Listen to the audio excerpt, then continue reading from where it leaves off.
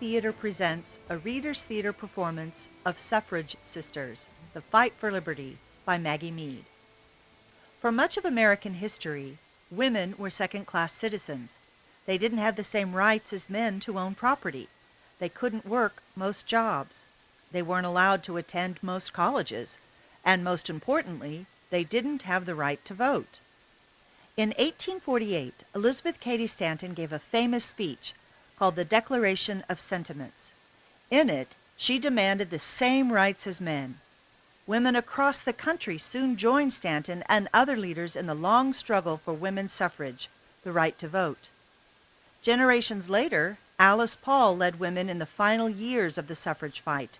Her large theatrical parades and protests finally led to the passage of the 19th Amendment in 1920. This story is told by three brave women: Elizabeth Cady Stanton, Susan B. Anthony, and Alice Paul.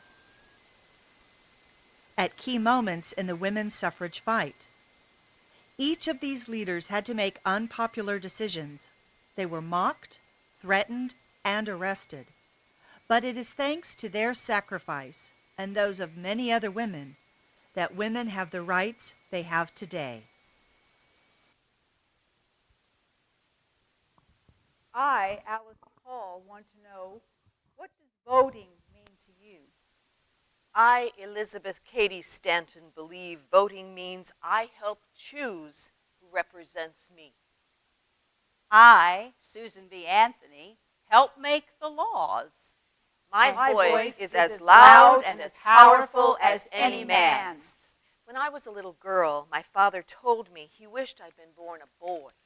My father was furious when I went to college. My father was furious when I went to college. My father was furious when I went to college. When I started to speak up, people said I sounded like a cackling hen. Men told me to go home and mind my children. Newspapers said I was ugly. But when I spoke up, people heard me. People heard me.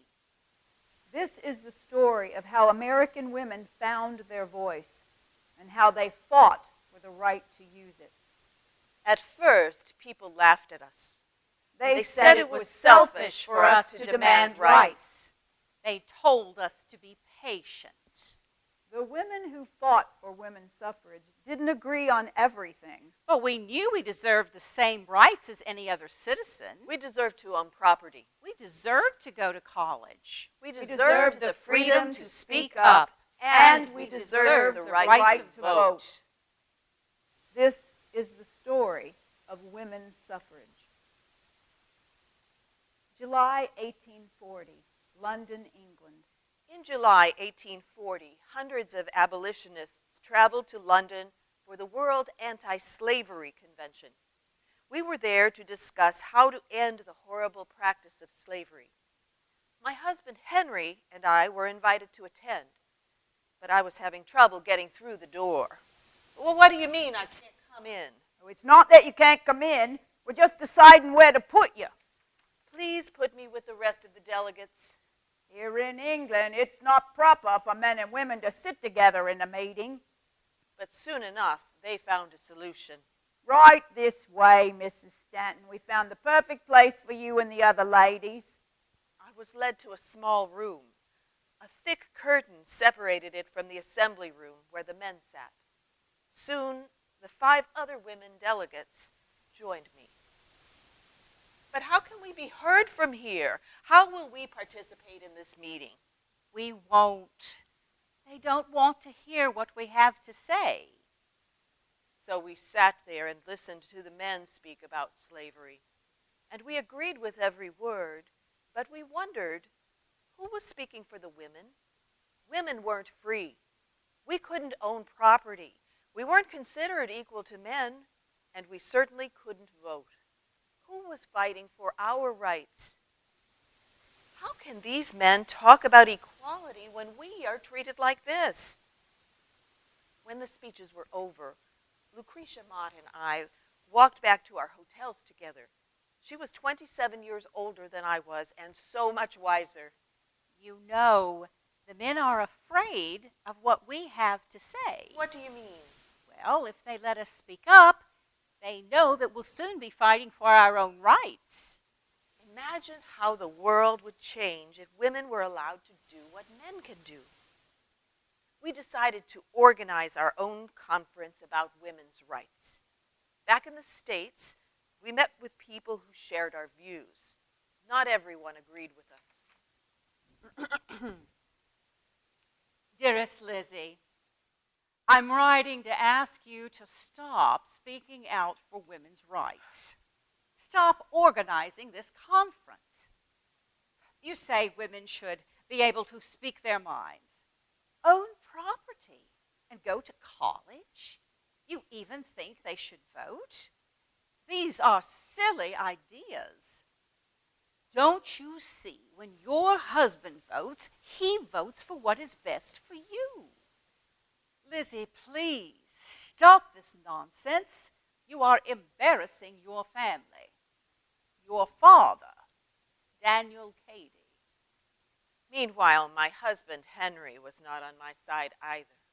Lizzie, I need you at home to take care of our children while I am working. I do take care of our children, but can't you see how important this issue is to me and to so many women? I've heard women say they don't even want to vote. Well, then they don't have to. Lucretia and I planned the convention in my hometown of Seneca Falls, New York. In July 1848, I met with Lucretia and 5 other women to plan. It will be a 2-day conference With several important speeches. and Lizzie will give the main speech. I passed around a copy of the speech I had written. As they reached the end, their brows furrowed.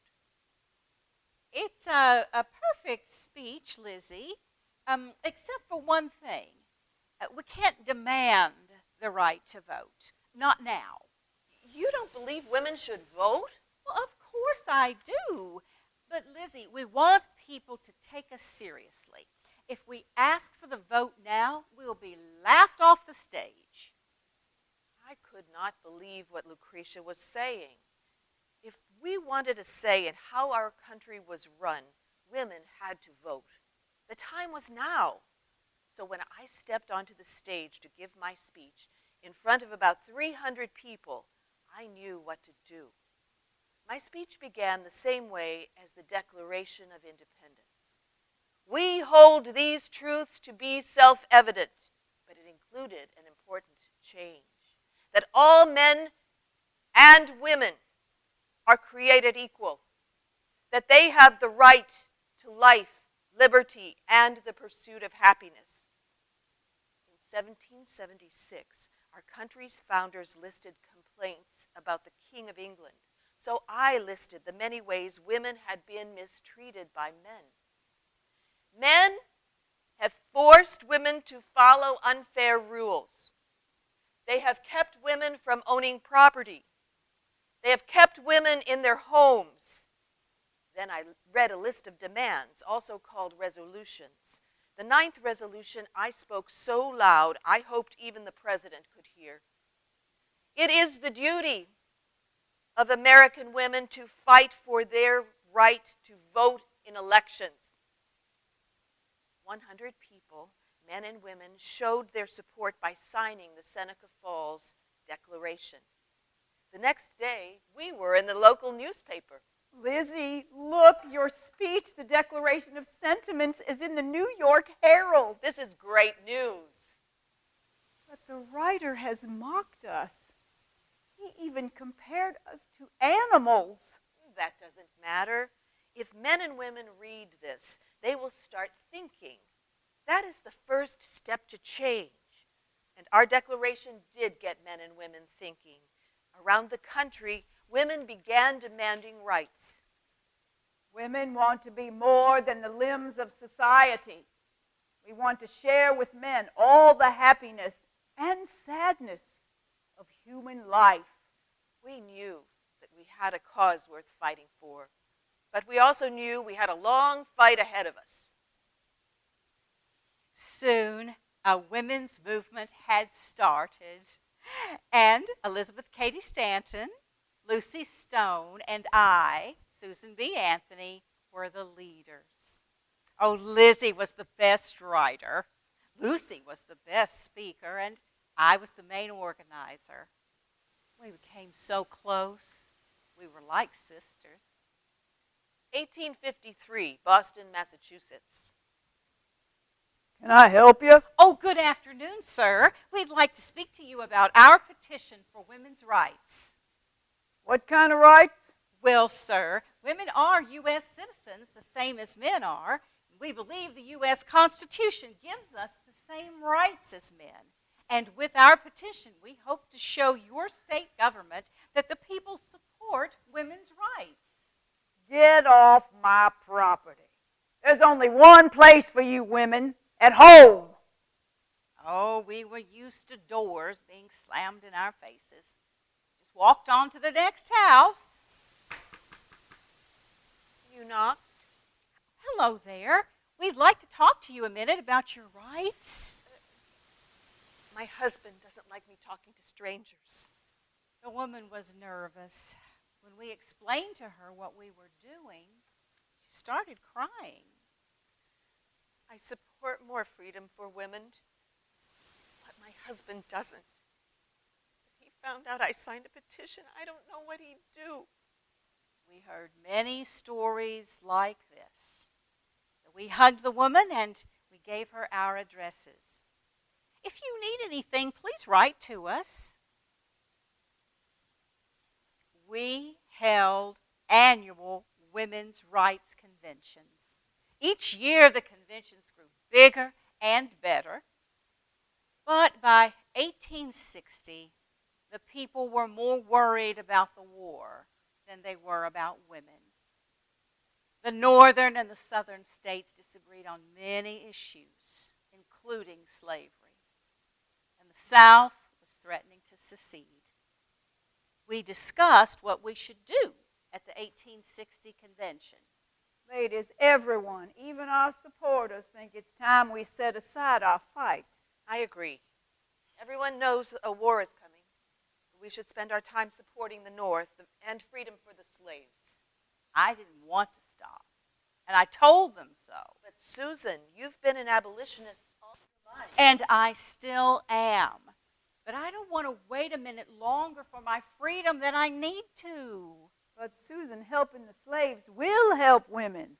If a country can help one struggling group, it can help another. Mm-hmm. I was overruled. So we rallied our women to support the North. We gave speeches about freeing the slaves and giving them rights. There can be no peace in this country until the people of African descent have the same rights as all American citizens. Hooray! But sometimes we also demanded rights for women. That didn't always go over as well. And there can be no peace without equality for women. Get off the stage. Go home. We collected 400,000 signatures. Our hard work helped pass the 13th Amendment, which ended slavery in 1865. Over the next few years, 2 amendments gave African Americans more rights. It was wonderful news. But there was one problem. The 15th Amendment says people cannot be denied the right to vote based on race or color. Race or color, but not sex. No. Oh, after all of our work, this is the thanks we get? I just can't believe it. We were furious. We hoped that when African Americans won their rights, so would women. We decided to fight even harder and never stop. We would focus on passing a constitutional amendment for women's suffrage. But Lucy disagreed. Dear Susan, the 14th Amendment is fabulous news. I am so happy the slaves are finally citizens. I'm sorry to tell you I won't join you in your new campaign. My husband and I have decided to form our own women's rights group. We will fight for the vote, but we will also work for more freedoms for blacks, too. You and I will fight the same war, but on different battlefields. I hope you still see us as sisters. Much love, Lucy. Sadly, the women's movement split. But Lizzie and I recruited thousands more women. We started a newspaper, and in 1878, an amendment was proposed to Congress. It would have given women all the same rights as men had. But it was quickly voted down. We women still had work to do. By 1900, the lives of women had improved. More women than ever graduated from college. Many were working, but they still couldn't vote in national elections. I, Alice Paul, was ready to change that. Our strategy was to put pressure on the president. Now that Wilson is president, he was answer to the people. We'll show him who the people are, won't we, ladies? Yes. Thousands of women gathered in Washington, D.C. to demand the right to vote. My fellow suffragists and I had organized a women's parade. Woodrow Wilson had recently been elected. The day before his inauguration, we were ready to march. You know, my sister thinks Wilson supports women's rights. She thinks he will give women the right to vote. He gives many speeches about democracy and freedom. Lots of politicians talk about democracy. I'm still waiting for the one that will fight for women's suffrage. We started at the Capitol building. We marched down Pennsylvania Avenue holding signs that read, "We demand an amendment to the Constitution giving women the right to vote." We sang the Star-Spangled Banner. Oh, say, can you see by the dawn's early light what so proudly we hailed at the twilight's last gleaming? What a crowd! How many people do you think there are? Hundreds of thousands. When we reached the Treasury building, I spoke to a cheering crowd. Votes for women! Say it with me. Votes for women! It was a wonderful, peaceful parade. But, as usual, there were angry protesters. Go home and cook dinner! Who is minding your babies? Soon, the protesters turned into a riot. Hundreds were hospitalized. The next day, women were banned from Wilson's inauguration parade. The newspapers claimed the riots were the fault of the women.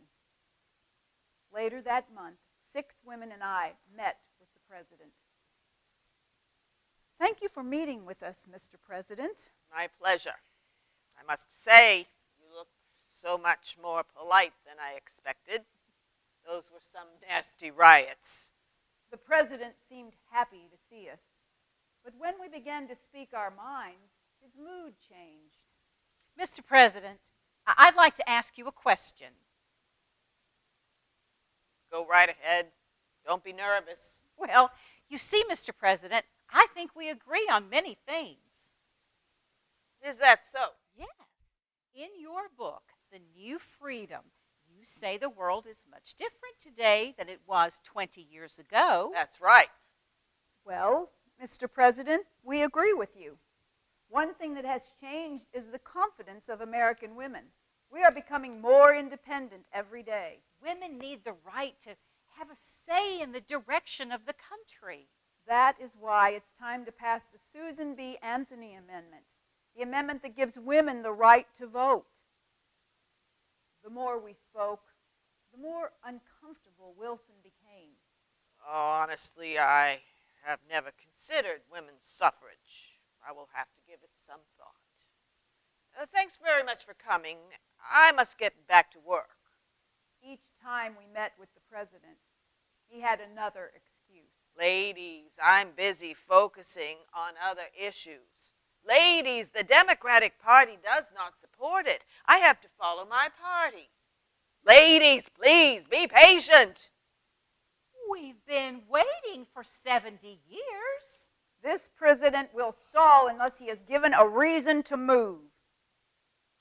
We organized parades, protests, and picket lines. We made billboards, wore pins and patches, and handed out our newspaper, The Suffragists. Some people, even some suffrage supporters, thought we were being rude. Dear Alice, by humiliating the president, you are hurting us in the cause of women's rights. Where are your manners? You and your women are too radical for us. You must break from the National American Women's Suffrage Association. You may no longer use our name. Sincerely, Carrie Catt, President, NAWSA. So we were booted from the country's main women's group, the NAWSA. We formed a new group, the National Women's Party. In January 1917, we began yet another protest outside the White House. The women are protesting again, Mr. President. So they are. How long have they been outside? 3 days, sir. 3 days. That's right. Each day they have stood from 10 to 5. Have they been disturbing anyone? Oh, no, sir. They just stand quietly with their signs. We stood outside for weeks and weeks. One snowy day, the president's secretary invited us to warm up in the White House. Tell the president we will come in only if he is ready to support the Susan B. Anthony Amendment. By 1917, a war was raging in Europe. Wilson declared that the United States would send troops to defend our European friends. Like Anthony, Stone, and Stanton decades ago, we were told to stop our suffrage fight to support the war. Dear Alice, your president is busy saving the free world. The NAWSA has stopped our suffrage work to support the war. If you know what's best for you and your country, you will do the same. Carrie Catt, President, NAWSA. But we didn't stop. When foreign leaders visited the president, we protested louder. We wanted to let the world know America wasn't free. America is not a democracy. 20 million women are denied the right to vote. Our government must let its people speak if we are to be free. In June, the arrests started. We were thrown in a dirty prison without a trial. There we were treated worse than criminals. We started a hunger strike. You're the 5th woman in here who didn't eat her lunch. What's wrong with you? Until Wilson supports the Susan B. Anthony Amendment, I won't eat a bite. That ain't gonna happen, lady. Then we won't need these meals. Thank you.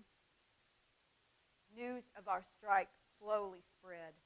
Many people didn't believe it, even the president.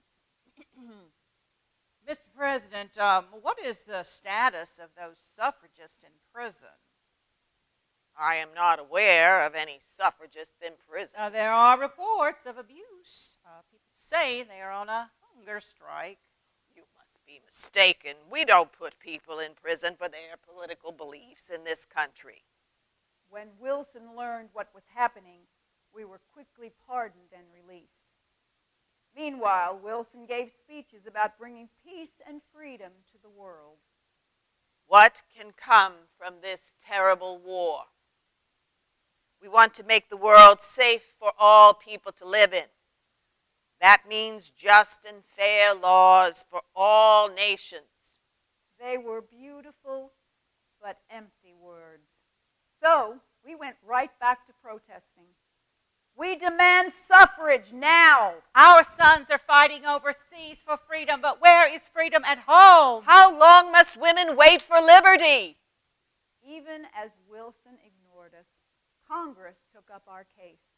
The House of Representatives brought the suffrage amendment to a vote in 1918, and it passed.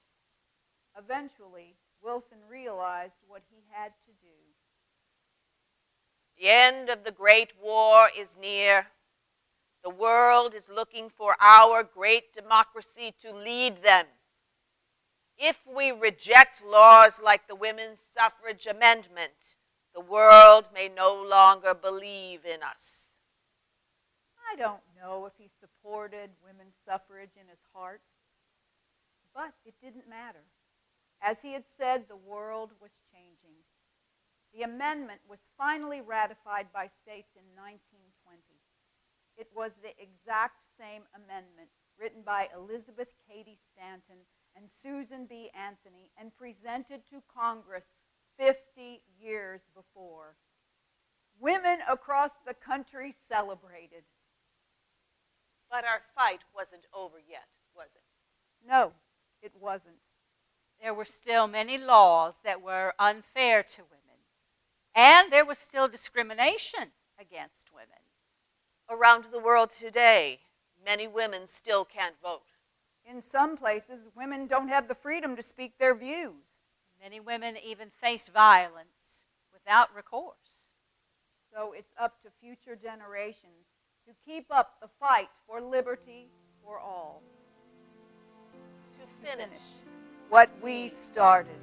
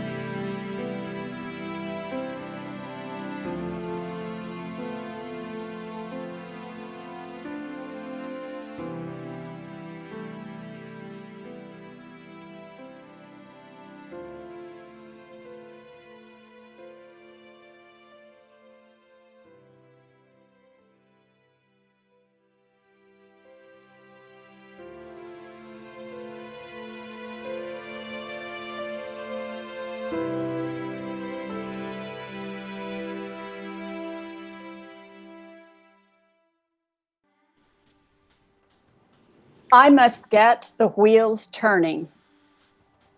I must not back down in the fight for my rights. I must not become numb, complacent, or overwhelmed. I want powerful changes from working together. I want trans women to be celebrated. I want history to acknowledge our accomplishments. I must fight at the local level. I must make good trouble. I must come together with others to speak out. I want contraceptives and access to reproductive rights. I want to keep the spirit of the march alive. I want a woman to be president in my daughter's lifetime. I must be vigilant and purposeful in my actions. I must scrape and climb to the equal level I deserve. I must rise up and stand against oppression. I want equal pay for equal work. I want the world to be a better place for everyone. I want the passage of the Equal Rights Amendment.